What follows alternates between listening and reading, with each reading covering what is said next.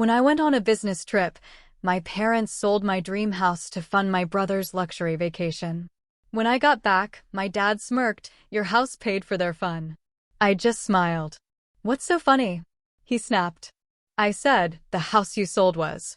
Imagine pouring your entire life into building your dream home, only to have your own family brutally steal it from you while you're away.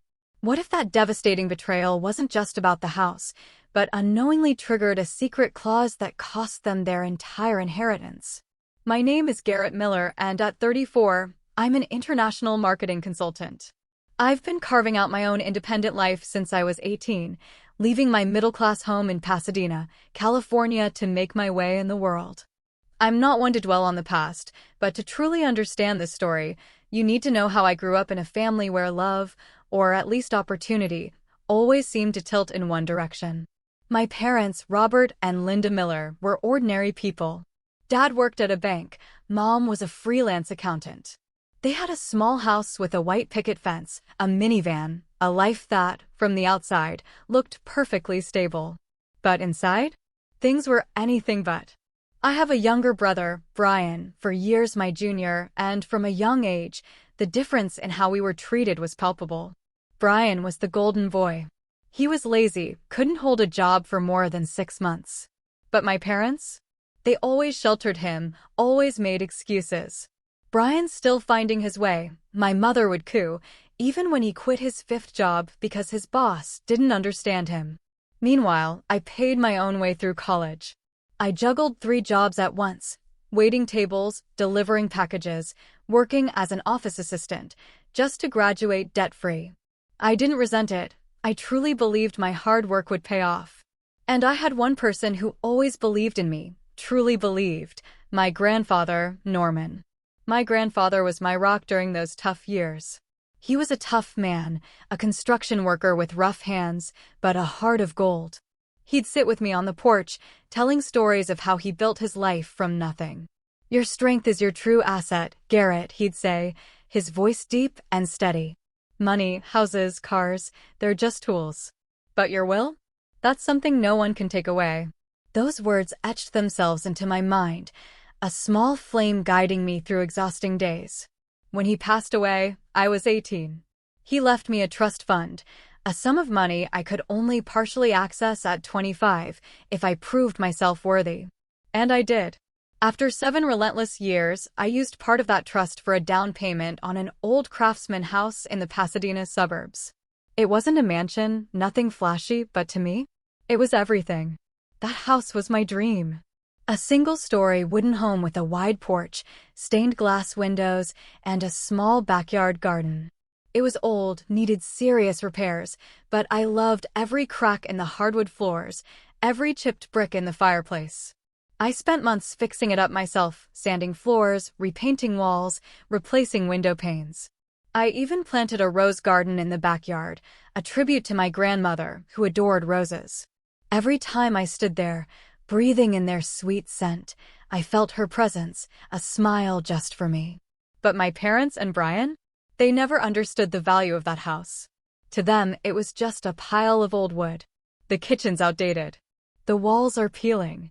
"It's a waste of money to fix," my mother once said mockingly, when I invited them over to show off my new home.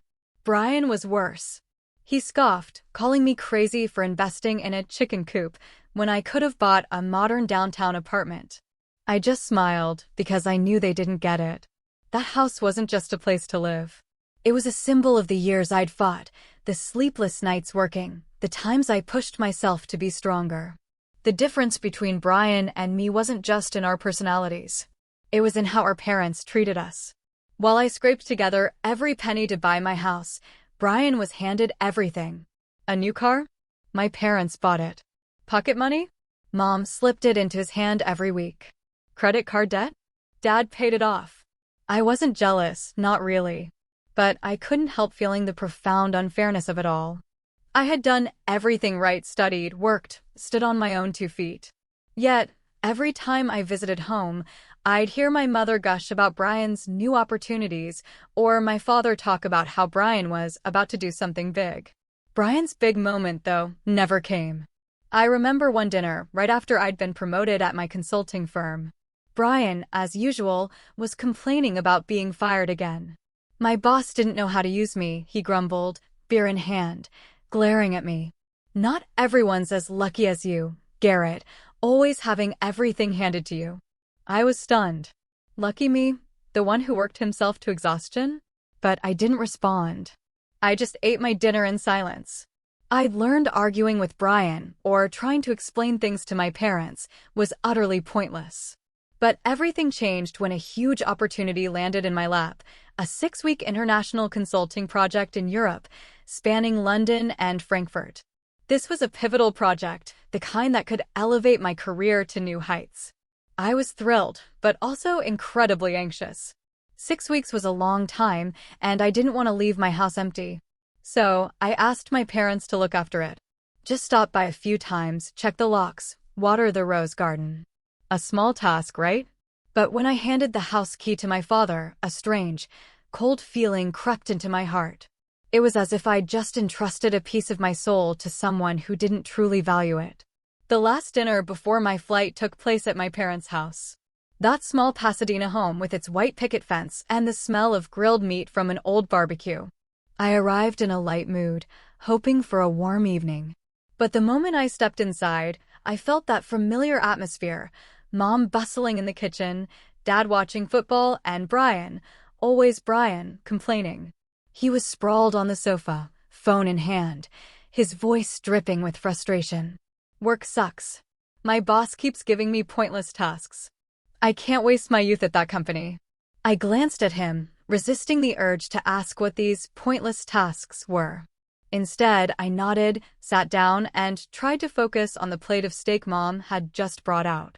Garrett, tell me about your Europe trip, my mother said, but I knew it was just courtesy.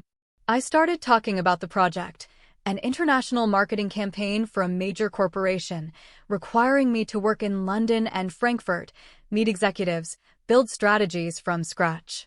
It was a chance for a promotion, a chance to prove that my years of hard work hadn't been in vain. But as I spoke, my mother's eyes drifted to Brian, as if he were the one who needed attention. Brian's considering a new job, she interrupted, her voice brimming with excitement. A tech startup. They say it's very promising. I paused, the food in front of me suddenly losing all appeal. Brian, who had never held a job for more than 6 months, now had a promising opportunity. I looked at him, hoping to see some flicker of enthusiasm, but Brian just shrugged, eyes glued to his phone. Maybe, he mumbled. But it's stressful. I need a break first. I swallowed the question rising in my throat. Asterisk a break? You've been on a break your whole life. Asterisk my father, usually quiet at dinners like this, suddenly spoke up. Garrett, you're going away for so long. What about your house? I seized the chance to change the subject. Can you and Mom look after it for me? Just stop by a few times, check the doors, water the plants. I'll leave the key here. I pulled the key from my pocket and placed it on the table.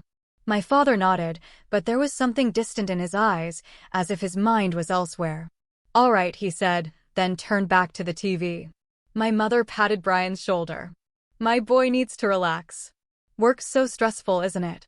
A heat rose in my chest. Stressful? Brian didn't know what stress was.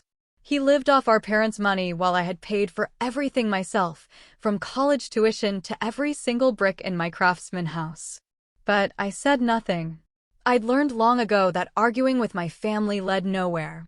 Instead, I stood up, thanked my mother for the meal, and handed the key to my father. I'm off. Say hi to Brian for me when he looks up from his phone, I said, trying to keep my tone light. Brian just glared at me silent. The next day, I boarded a flight to London. As the plane took off, I looked out the window, thinking about my house. I pictured the rose garden, its vibrant red petals glowing under the California sun. I told myself everything would be fine. My parents would look after it, and I'd focus on my work. But deep down, a small voice warned me that I had just made a mistake. London greeted me with drizzle and a frenetic pace. The project started immediately, and I threw myself into work like a machine. Late-night meetings, endlessly revised plans, and presentations to executives left me with little time to breathe. But I loved it. I loved the challenge, the chance to prove myself. Each night back at the hotel, I checked emails, sent reports, and sometimes allowed myself to dream of returning home. Walking into my craftsman house, sitting on the porch with a cup of coffee, gazing at the rose garden. But around the third week, I received a message from Brian. Not a check-in, not a greeting, just an Instagram link. I opened it and saw a series of photos of him in the Maldives, white sandy beaches, crystal clear infinity pools, and a luxurious bungalow with an ocean view. Brian, in a white linen shirt, was grinning beside a girl I'd never seen. The caption read, "Paradise found." Need more days like this. I sat there in my cold London hotel room, staring at my phone screen, feeling as if someone had punched me in the chest. The Maldives? Where did Brian get the money? He'd just lost his job, had piles of credit card debt, and my parents weren't rich enough to fund a lavish vacation like that. I texted back, "Looks nice. Who are you there with?" No reply. I called my mother, but she didn't pick up. I called my father, and after a few rings, it went to voicemail. Unease began to settle in, a deep, unsettling chill. But I told myself I was overthinking it. Maybe Brian borrowed money from friends, or won the lottery, or... I don't know. I just knew something wasn't right. The following weeks, I tried to focus on work, but the image of Brian in the Maldives haunted me. I started checking his Instagram more often, like some unhealthy obsession. Each post was a fresh stab, a seafood dinner on the beach, cocktails in expensive glassware, a photo of him on a yacht with a smug grin. I didn't understand. Brian had no money and my parents couldn't afford this, or could they? I started calling home more often, but my parents' responses were always, "Garrett, everything's fine, Garrett. Your house is fine. Don't worry." But there was something strained in her voice, like she was hiding something. My father was even briefer, "I'm busy. Talk later." I tried to convince myself everything was okay, that I was imagining problems. But every night, lying in my hotel bed, I couldn't shake the feeling that something was happening behind my back. 6 weeks in Europe passed like a whirlwind. My project was a resounding success, with satisfied handshakes from executives and promises of a higher position when I returned to the States. But that joy wasn't enough to dispel the growing unease in my heart. Brian's Maldives photos and my parents' strange evasiveness were like pieces of a puzzle I couldn't yet see clearly. All I wanted was to go home. To step into my craftsman house, sit on the porch, and look at my rose garden. I wanted to feel the peace I had spent my youth building. When the plane landed in Los Angeles, I took a deep breath, trying to push away the negative thoughts. Everything will be fine, I told myself, though the voice in my head wasn't very convincing. I took a taxi to my parents' house in Pasadena to retrieve my key. On the way, I checked Brian's Instagram one more time, an addiction I couldn't shake. His latest post made me freeze. It was a selfie of Brian standing in front of a shiny new SUV, a smug grin on his face. The caption read, "Welcome to the new ride." My heart pounded. Brian didn't have money to buy a car. He'd just lost his job, with debts piling up. So, where did this car come from? When the taxi pulled up to my parents' house, I noticed a detail that made my chest tighten. Parked in the driveway was a brand new sedan, gleaming under the California sun. Not Brian's SUV, but another expensive car. I stepped out of the taxi, gripping my phone tightly, feeling as if a boulder was pressing down on my shoulders. My father appeared at the front door, wearing a new shirt, his eyes cold and emotionless. "Come in, Garrett," he said, his voice low, but lacking its usual warmth. "We need to talk." I stepped inside, the air heavy like the calm before a storm. My mother was sitting at the dining table, her hands clasped tightly, her eyes fixed on the floor. Brian wasn't there, but his presence loomed like a shadow. I set my suitcase down, trying to keep my voice steady. "Where's my house key, Dad?" I asked. But the look in my parents' eyes told me the answer wouldn't be simple. My mother looked up, her lips pressed tight, then said, her voice trembling, "Garrett, your house, we sold it." The world around me seemed to stop. I stood frozen, my ears ringing as if someone had just punched me in the face. "Sold?" I repeated, my voice hollow. "Sold my house? What do you mean?" My mother looked away, unable to meet my eyes. My father crossed his arms, his voice firm. We needed the money, Garrett. Brian needed a fresh start. He deserved to enjoy himself a little. And I needed a new car. I stared at my father, feeling like I was looking at a stranger. My house, I said, my voice shaking with raw anger. I spent my whole life buying it. Every dollar, every hour of work, every callus on my hands from fixing it up. You sold it to buy a car for you and to pay for Brian's Maldives trip. I was almost shouting, but my father just shrugged, as if it were obvious. You're always fine, Garrett, he said. You have a good job. You have money. Brian doesn't. He needs us. I felt my blood boil. Brian's 30 years old. He can't hold a job for more than 6 months, and you still coddle him like a child. I turned to my mother, hoping for some remorse, but she just pressed her lips together, muttering, You don't understand, Garrett. Brian stressed. He needed a vacation to recharge. A vacation? I laughed bitterly, feeling like the world was mocking me. A vacation? In the Maldives? At a 5-star resort with his girlfriend and friends? And you sold my house to pay for that? To buy new cars? I stepped forward, grabbing my mother's hand, searching for a glimmer of hope that this was just a misunderstanding. But her eyes told me everything, the cold, undeniable truth. My craftsman house, where I had poured my sweat and tears, where I had planted a rose garden to honor my grandmother, now belonged to someone else. My father opened a drawer, pulled out a stack of crumpled bills, and placed it on the table. This is what's left after we sold the house, he said, looking at the crumpled stack of money. I nearly lost it. I stormed out of my parents' house, leaving the key, the money, and refusing to hear another word from them. I took a taxi straight to my house, or rather, what used to be my house. When the taxi stopped in front of the Craftsman, my heart felt like it was being crushed. The stained glass windows were still there, but the curtains had changed. My rose garden looked different, tampered with. I stepped out of the taxi, stood at the gate, and then I saw them, an elderly couple watering plants in the front yard. The woman looked up and smiled at me. Hello, she said, her voice friendly. Can I help you? My throat felt dry. This was my house, I said, my voice trembling. The man stopped watering, looking at me with confusion. Your house? Are you Garrett? We bought this house a month ago from your parents. They said you'd moved abroad to live. I stepped back, my mind reeling. My parents, they didn't just sell my house. They lied, fabricating a whole story to justify their actions. I returned to the taxi, unsure of what to do. I called David, my best friend from college, now a junior lawyer. David, I need to see you right now, I choked out.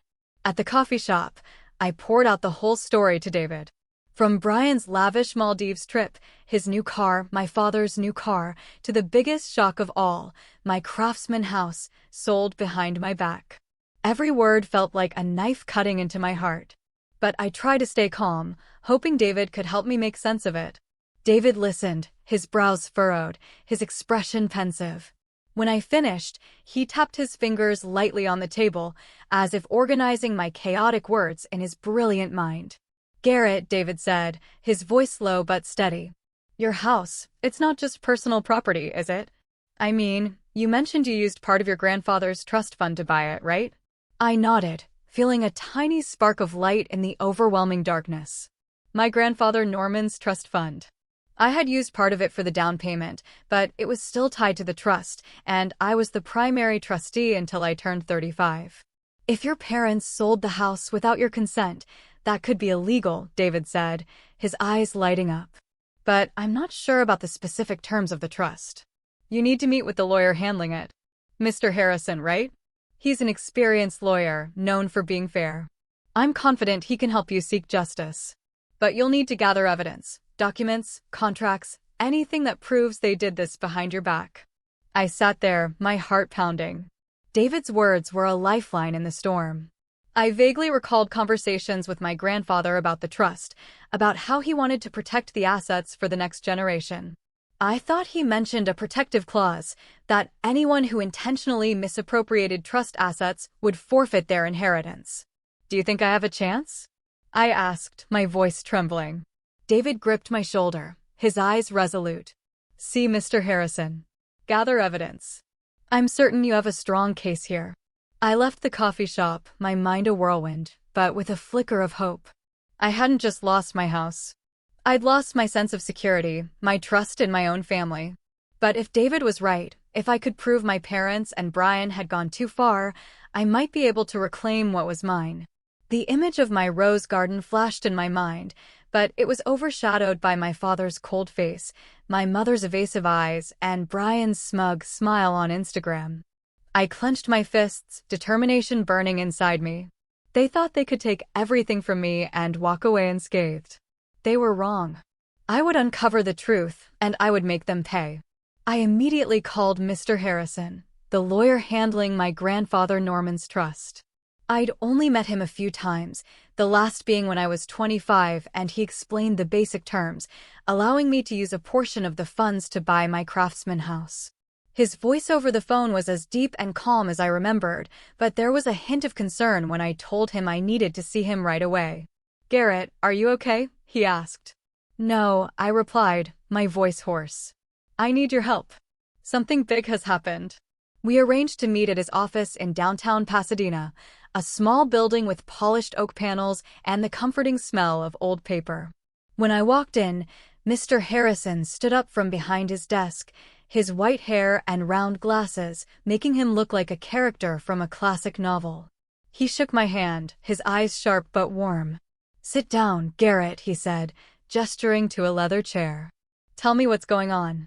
I took a deep breath, trying to hold back the emotions threatening to spill over. I told him everything, from my 6-week business trip, Brian's Maldives photos, my father's new car, to the biggest shock. My parents had sold my Craftsman house without consulting me. They said they needed the money for Brian, for his fresh start, I said, my voice trembling with anger. "But that was my house, Mr. Harrison. I used money from my grandfather's trust to buy it. How could they sell it without my permission?" Mr. Harrison listened, his hand resting on his chin, his eyes never leaving mine. When I finished, he sat in silence for a moment, then stood and walked to a filing cabinet in the corner. He pulled out a thick folder, bound in dark brown leather, with Norman Miller Trust elegantly embossed on the cover. "Garrett," he said, his voice low but weighty, "that house isn't just your personal property. It belongs to the trust, and you are the sole trustee until you turn 35. If your parents sold it without your permission, that's a serious matter." My heart pounded, as if a ray of light had pierced the darkness. "How serious, Mr. Harrison?" I asked, my voice dropping to a near whisper. He opened the folder, flipped through a few pages, and pointed to a highlighted paragraph. "Let me explain the trust clearly," he said. "When you turn 35, the trust's assets will be distributed as follows. Your parents, Robert and Linda Miller, each receive $500,000. Your brother, Brian Miller, also receives $500,000. You, Garrett, receive $1 million. Additionally, you have full access to that $1 million before you turn 35, as you did when you used part of it to buy the house. But your parents and brother can only receive their shares when you turn 35, and only if they comply with the trust's terms." I nodded, trying to process the information. "And if they don't comply?" I asked, sensing that the answer was about to change everything. Mr. Harrison looked me straight in the eye, his gaze sharp as a blade. "There's a very clear clause in the trust, Garrett. Any beneficiary who forges, misappropriates, or sells trust assets without the trustee's consent, that's you, will immediately forfeit their inheritance. Not only do they lose their share, but they could also face legal consequences, depending on the specifics of their actions." I sat there stunned, feeling as if the ground beneath me was shifting. Forfeit their inheritance, my parents' $500,000, Brian's $500,000. All of it could vanish because of what they'd done. I remembered my grandfather's words, "Your strength is your true asset." Was this his way of protecting me, of safeguarding what I'd built? "So, you're saying if I can prove they forged or misappropriated the house, they lose everything?" I asked, my voice trembling not from fear, but from a strange mix of pain and satisfaction. Mr. Harrison nodded. "Exactly. But we need evidence, Garrett. Documents, contracts, signatures, anything that proves they acted behind your back. If they forged your signature or used illegal means to sell the house, we could not only recover the property, but also activate the forfeiture clause. He paused, looking at me with a sympathetic gaze. But you need to prepare yourself. This isn't just a legal matter. This is your family. Family, the word stabbed at my heart. My parents, who had raised me, had become betrayers. Brian, the brother I'd once hoped would grow up, was part of this scheme. My eyes stung, but I refused to let tears fall. I understand, Mr. Harrison, I said, my voice steadier than I expected. What do I need to do next? Mr. Harrison placed a hand on my shoulder, the way my grandfather used to. You need to gather evidence, he said.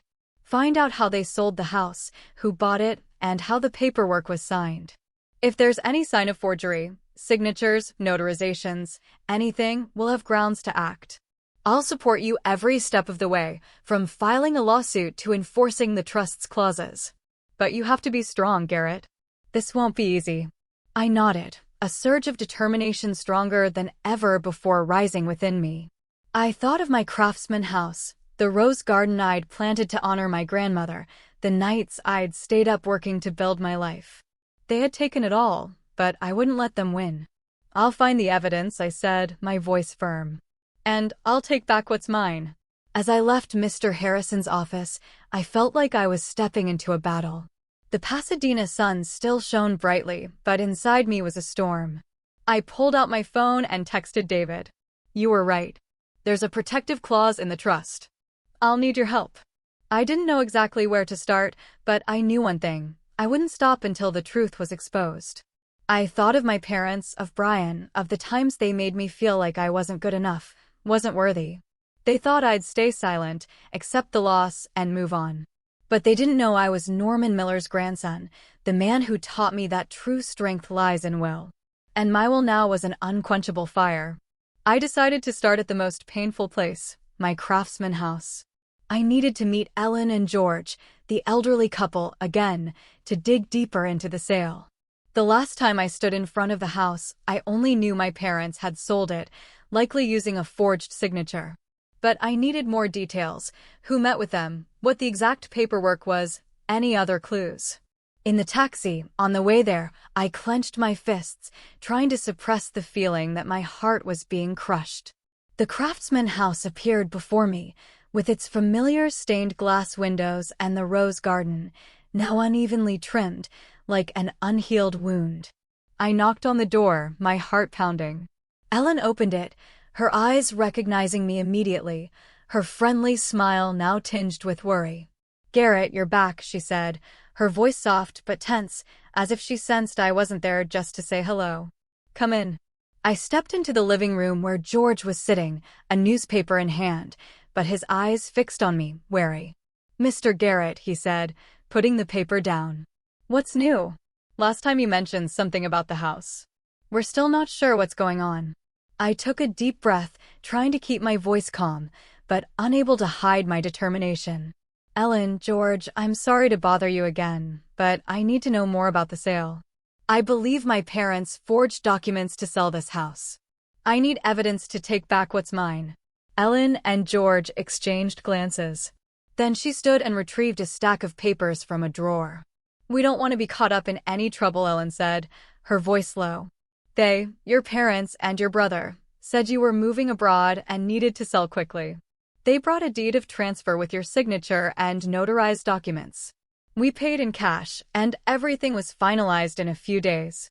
I held the papers, my heart racing. The sale contract was in my father's name, Robert Miller, with the signature purportedly mine on the deed of transfer. But it wasn't my signature. It was close, very close, but there were shaky, uneven strokes, as if someone had tried to mimic it. "This isn't my signature," I said, my voice catching. George frowned. They also provided a notarized document, confirming everything was legal. We had no reason to suspect otherwise. I asked permission to photograph the documents, feeling like I had found the first crucial piece of the puzzle. Ellen looked at me, her eyes full of concern. "If you're telling the truth, we're victims too. We paid for the house, moved in. If something's wrong, we need to know." I nodded, promising to follow up with them. As I left the house, I felt a mix of relief and simmering anger. My parents had forged my signature, but I needed more evidence to tie it all together. Back at the temporary rental I'd taken, I contacted David again. He agreed to help me analyze the documents and suggested checking for related paperwork at my parents' house. If they took original documents from your house, they might still have them, David said. The thought of returning to my parents' house made me shudder. But I knew I had no choice. I had to confront them, not to argue, but to act discreetly. I went in my parents' house one morning, knowing they'd be out grocery shopping. I slipped inside and quietly opened their filing cabinet.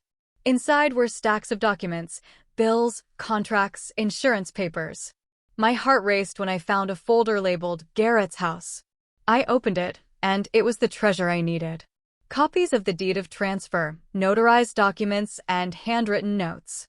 I recognized my mother's handwriting immediately, numbers, dates, and a note that read, "All cash offer, quick and clean." But what chilled me was the notarized document. The notary was listed as John Thompson, but the notary's signature looked sloppy, unprofessional. I photographed everything, carefully put it all back, and left before my parents returned. I now had nearly enough evidence, but I wanted to understand Brian's role in this. He wasn't just a beneficiary of the sale proceeds. He might have been part of the plan. I went back to Brian's Instagram, reviewing his Maldives posts. One photo showed him with an unfamiliar man, both standing in front of a real estate office. I zoomed in and recognized the logo of a local real estate company. This was a lead. I visited the real estate office, posing as a potential homebuyer to gather information. The agent, a woman named Avery, was eager to assist. When I subtly steered the conversation toward the Craftsman house, she nodded. "Oh, the house on Oak Street. That was a quick deal." The seller was Brian Miller, who said his brother was moving abroad and needed to sell fast. We found a cash buyer right away. I kept my expression neutral, though rage boiled inside me. "Brian handled everything himself?" I asked. Avery nodded. He brought all the paperwork, including his brother's signature and notarized documents. We had no reason to doubt it. I left the office, my mind reeling. Brian didn't just know about the sale. He was the one who executed it. My father forged the notarization. My mother forged my signature. And Brian handled the transaction.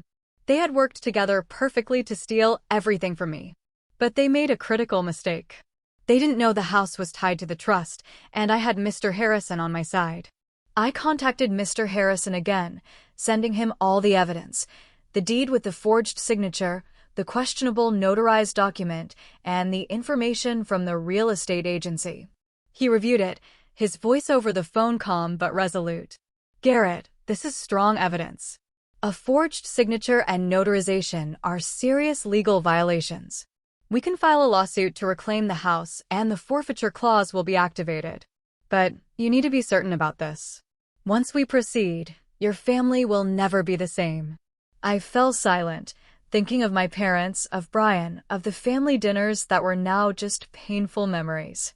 "They destroyed our family first, Mr. Harrison," I said. "I'm just taking back what's mine." He agreed, promising to prepare the legal documents. "Stay calm, Garrett," he said. "We'll do this the right way." When I hung up, I stood in front of the mirror in my hotel room, looking at myself. I was no longer the Garrett from 6 weeks ago, who believed his family would never betray him. I was someone new, forged by pain and determination. I thought of my grandfather, my rose garden, my Craftsman house. I would take it all back, not just for me, but for the promise I kept to him.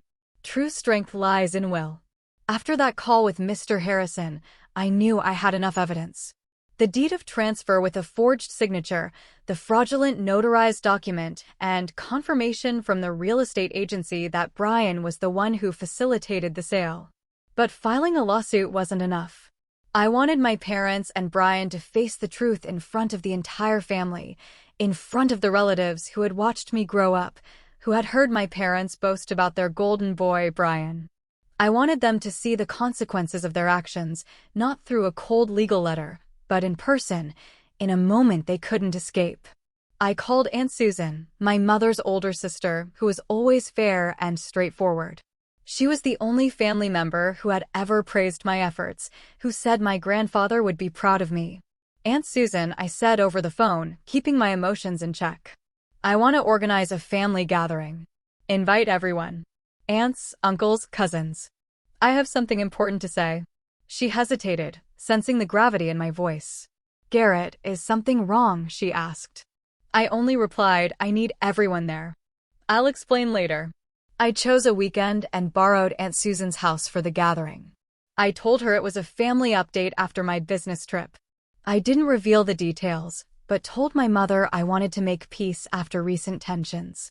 My mother, perhaps out of guilt or confidence that I had accepted the loss of my house, agreed immediately. That's good, Garrett, she said, her voice relieved. The family needs to come together. Brian will be happy to see his big brother. I clenched my jaw, suppressing my anger. They didn't know this gathering wasn't about reconciliation. It was about exposing the truth. I contacted Mr. Harrison, inviting him to attend as a family friend. He agreed, bringing the trust documents and the evidence I had collected. Are you sure you want to do this in front of the whole family, Garrett? He asked, his voice low but concerned. This will be a big shock.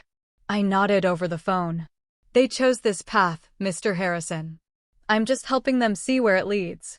On the day of the gathering, I arrived at Aunt Susan's house early to help set up tables and prepare food. She looked at me, her eyes full of worry. Garrett, are you okay? You seem different.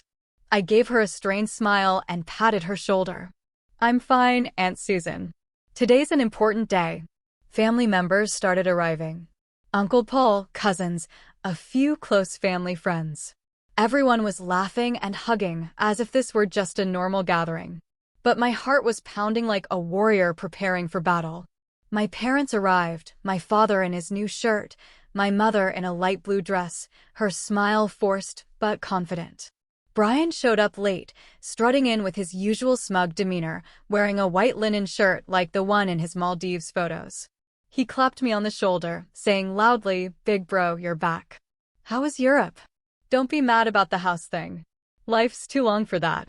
I looked into his eyes, seeing his arrogance untainted by remorse. I just nodded, giving a faint smile. Yeah, Brian. Life's long.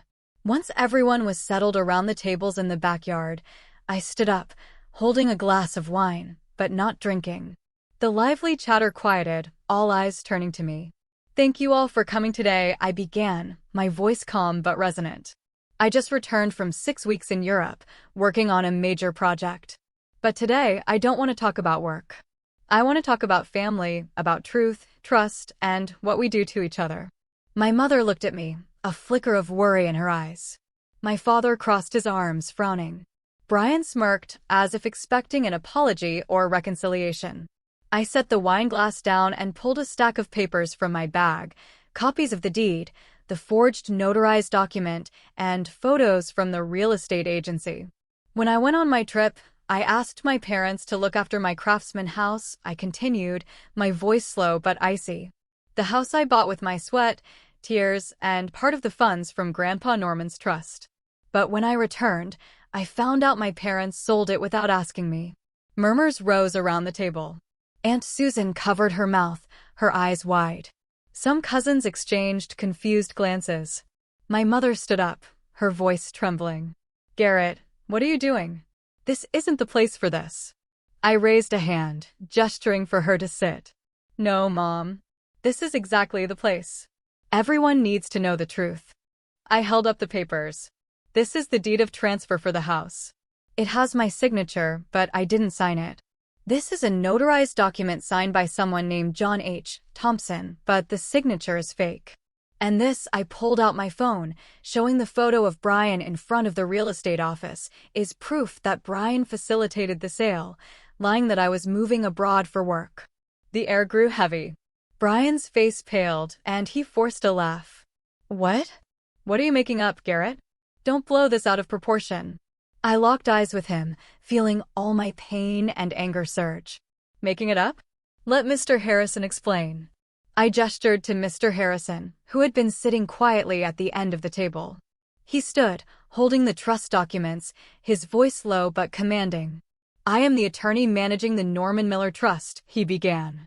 "The Craftsman House belongs to the trust, with Garrett as the sole trustee. Selling it without his consent was illegal. But more critically, the trust has a clear clause. Anyone who forges, misappropriates, or sells trust assets will immediately forfeit their inheritance." Gasps echoed around the table. My mother covered her face. My father sat frozen, his hands trembling. Brian slammed the table, shouting, What are you talking about? It's just an old house." Mr. Harrison looked at him, his voice cold. "Not just the house, Mr. Brian. You and your parents have forfeited $500,000 each from the trust, a total of $1 million, plus the vacation cabin in Big Bear. Furthermore, forging signatures and notarizations is a criminal offense. You will face legal consequences." Silence fell, broken only by the soft rustle of the wind in the backyard. My mother clutched her face, stifling sobs. My father approached Mr. Harrison, demanding to see the trust documents. Brian slammed the table again, yelling, Grandpa had that much money and left it all to Garrett. Why didn't anyone tell me?" He turned to me, his eyes bloodshot. "Garrett, you knew about this and said nothing. How selfish are you?" I looked at Brian, feeling like I was staring at a spoiled child. "Selfish," I replied, my voice calm but sharp as a blade. "I worked my whole life to prove I was worthy of Grandpa's trust. You, Brian, only took handouts from Mom and Dad, living off deceit. Grandpa put me in charge of the trust because he believed I'd use it wisely. And now you've all stripped yourselves of your own inheritance." My mother rushed to me, grabbing my hand, tears streaming down her face. "Garrett, I'm sorry. I didn't know about the trust. I just wanted to help Brian. You're his big brother. You can forgive us, right? You can share the inheritance as planned." My father turned, his voice hoarse. "Garrett, we're family. You can't let us lose everything like this. Think it over." Brian jumped in, his tone almost pleading. "Big bro, please, think it over. $2 million in inheritance isn't small." I looked at them. My mother with tear-filled eyes. My father with a defeated expression. Brian with his childish anger. Part of me wanted to forgive, to hug my mother and say everything would be okay. But then I remembered my rose garden, my Craftsman House, and my grandfather's words, "Your strength is your true asset." They had chosen to betray me. Chosen Brian over justice. "You're not my family," I said, my voice calm but cutting. "Family doesn't steal each other's dreams." My mother collapsed into a chair, sobbing uncontrollably. My father held her, unable to meet my eyes. Brian stormed out of the backyard, muttering curses. The other family members looked at me. Some nodded. Others quietly left. Aunt Susan came to my side, placing a hand on my shoulder. "You did the right thing, Garrett," she said. "Your grandfather would be proud." As everyone left, I stood in the backyard, watching the sunset paint the Pasadena sky golden. Mr. Harrison patted my shoulder. "You did what you had to," he said. "The legal documents are ready. We'll reclaim your house, and they'll pay the price." I nodded, but inside, I didn't feel victorious. There was only an emptiness where my love for my family once was. In the days following the family gathering, I felt like I was living in a whirlwind. Mr. Harrison and his legal team sprang into action, filing a lawsuit in the Pasadena court with serious charges: forged signatures, fraudulent notarization, and misappropriation of trust assets. I spent hours in his office, reviewing every document, every piece of evidence I had gathered, from the forged deed of transfer to my mother's handwritten notes, from the fake notarized document to the real estate agency's confirmation of Brian's role. Each piece was a knife, reminding me of the betrayal, but also a step toward justice. The police moved quickly. One morning, I received a call from Mr. Harrison. "Garrett, they've opened a criminal investigation. Your parents and Brian have been summoned for questioning." I sat down in my hotel room chair, my hands trembling as I held the phone. Images of my mother sobbing at the gathering, my father with his head bowed, and Brian storming off flashed through my mind. I didn't want them to go to jail, but I couldn't let them escape the consequences either. "What will they be charged with?" I asked, my voice barely a whisper. Mr. Harrison replied, his tone steady but clear. Your parents face charges of forgery and fraud. Brian is being charged with complicity and profiting from criminal proceeds. We have solid evidence, Garrett. I nodded, though he couldn't see me. What about my house? I asked. Mr. Harrison reassured me. We're working with the buyers, Ellen and George. They're victims, too. So, the court may void the sale and refund their money. You'll get your house back, but it will take a few months. I hung up, staring out the window. The Pasadena sunlight was as radiant as the day I returned, but it no longer felt warm. The investigation moved faster than I expected. The officer, a middle-aged man with a stern expression, took meticulous notes. We've checked the notarized document, he said. The person listed as John H. Thompson doesn't exist in the notary registry. The signature on the deed of transfer has also been confirmed as forged through handwriting analysis. A jolt ran through me. What does that mean? I asked. The officer looked at me, his voice calm but firm. Your parents will be charged with forgery and fraud. They could face probation and restitution. Your brother Brian will be charged with complicity, and he'll have to repay all the money he used from the house sale, including the costs of his Maldives trip. I left the police station, my mind reeling. Probation, restitution, repayment. The words echoed in my head like a grim song. I didn't want my family destroyed, but I couldn't forgive them either. They had chosen this path, chosen to steal my dream, to feed Brian's laziness. I thought of my grandfather, of his words, your strength is your true asset. He was right. My strength wasn't in the house. It was in my determination to seek justice. In the weeks that followed, my family unraveled. My parents were formally charged, receiving 3 years of probation and a substantial restitution order, mostly the money they'd gained from selling my house. They were forced to mortgage their Pasadena home, where I grew up, to cover the debt. Aunt Susan told me my mother cried every night, while my father barely spoke, sitting silently in front of the TV. Brian faced harsher consequences.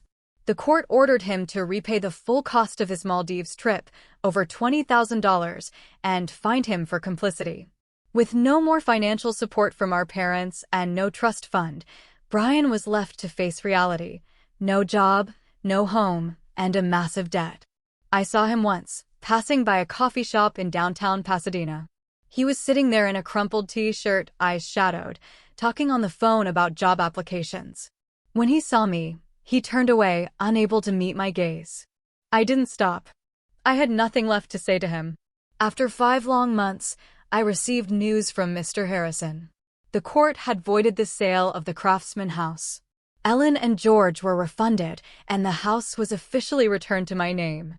The day I received the keys, I stood in front of the house, a mix of joy and sorrow washing over me. The stained glass windows were still there, but the rose garden had withered from neglect. I stepped inside, the familiar smell of wood filling my senses. But it wasn't the same. The house had once been my dream, but now it carried the scars of betrayal. I spent days cleaning and restoring, trying to bring back its old beauty. But every crack in the wall, every brick in the fireplace, reminded me of what I'd lost.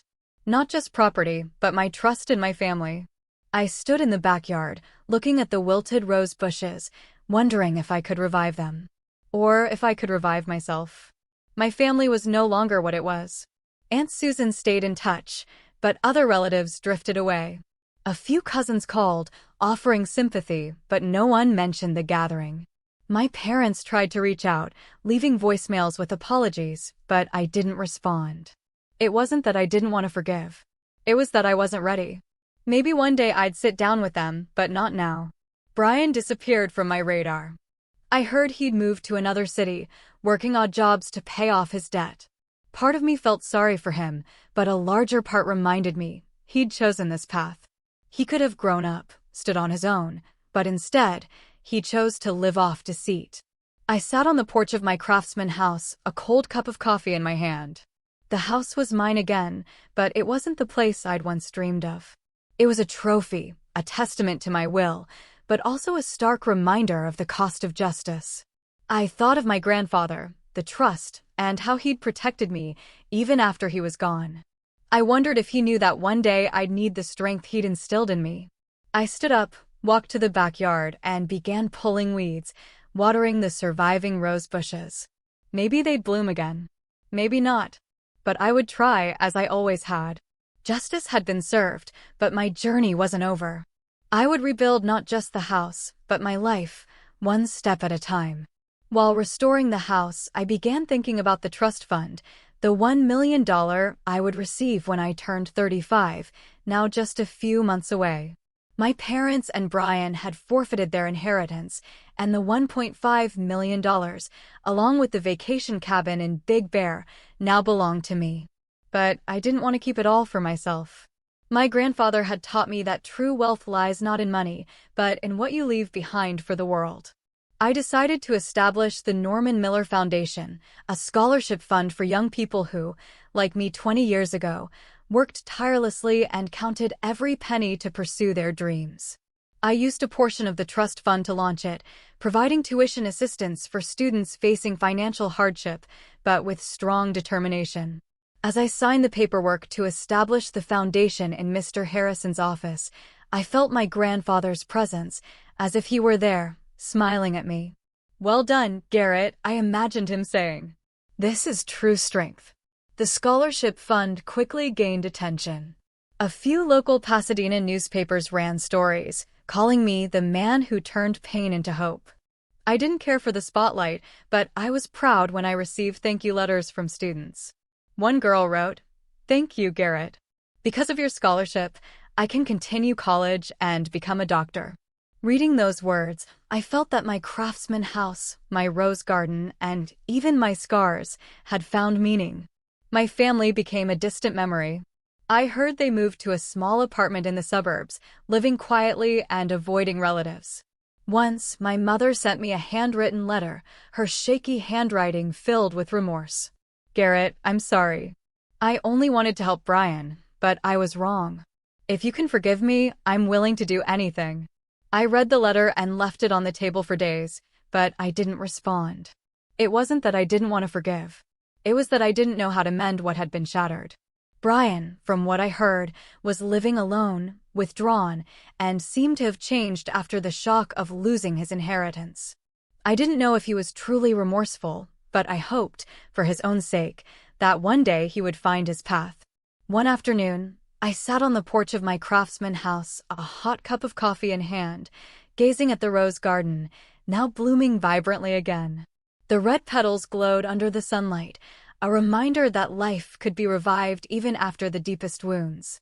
This house, once a symbol of my dream, was now a symbol of resilience. I had lost my family, but I had found the strength my grandfather always believed I possessed. I reflected on my journey, from the shock of discovering my house had been sold, to the quiet days of investigation, to the moment I confronted my parents and Brian in front of the entire family. In America, forging signatures to steal property isn't uncommon. And the most painful part is that it can come from those closest to you. But my story is proof that justice and truth always find a way to prevail. My parents and Brian paid a price, not just in money, but in honor and trust. I wasn't happy about it, but I didn't regret standing up for myself. I stood up, went inside, and took an old framed photo of my grandfather, placing it on the fireplace. He was smiling in the picture, his eyes bright, as if he knew I would overcome. "Thank you, Grandpa," I whispered. Then I returned to the garden, picked up the watering can, and continued tending to the surviving rose bushes. My life, like this garden, would keep blooming. Not because I had everything, but because I never gave up. So, tell me, what would you have done in my situation? Have you ever had to choose between family and justice? I really want to hear what you think in the comments below.